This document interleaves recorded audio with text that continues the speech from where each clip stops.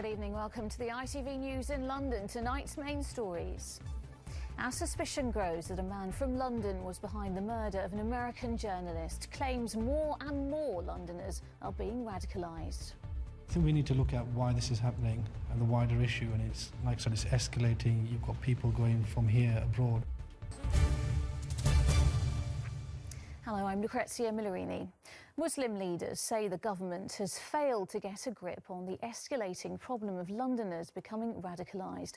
British security services are leading the hunt for a man with a London accent who beheaded an American journalist and posted it online. The Home Office estimates 250 Londoners have already gone to Syria to fight. Experts say there could be hundreds more. Rags Martel reports. Allahu Akbar, a call to prayer, a call for peace. The London Mosque united in condemnation for a murder that shocked the world. It's insane to go somewhere with the purpose which is intended to kill someone, to take another man's life for your belief. We need to look at why this is happening and the wider issue, and it's like I said, it's escalating. You've got people going from here abroad. This is the extremist the Metropolitan Police are trying to identify. An Islamic State fighter filmed murdering the American journalist James Foley. The fighter, dressed in black, speaks with a London accent.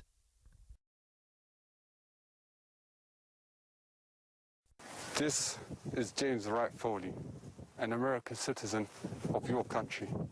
As a government, you have been at the forefront of the aggression towards the Islamic State.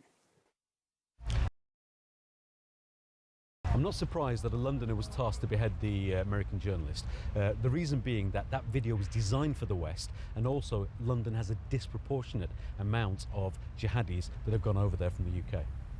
The Home Office estimates 500 people from the UK have travelled to fight in Syria. 250 of those are from London, and they're said to be the most aggressive. There's a competition between the different groups, the different brigades, as to who can be the most brutal and the most vicious. And unfortunately, Londoners are holding their own against everybody else. Back at the London Mosque, the constant fear of radicalisation. Does it worry you that there's IS sympathisers in London? That is worrying. It's not just London, but there's a growing tendency for people to sympathise to that. And one of the reasons is that because they're misguided and they do not understand their religion themselves. And experts fear what will happen when these dangerous Islamic fighters return to the capital. Would you be surprised if there's an Islamic State terrorist attack in London? I would be shocked and horrified if there was an ISIS attack in London, however not surprised, sadly. Tonight the FBI is working with Scotland Yard to help identify the man behind the mask.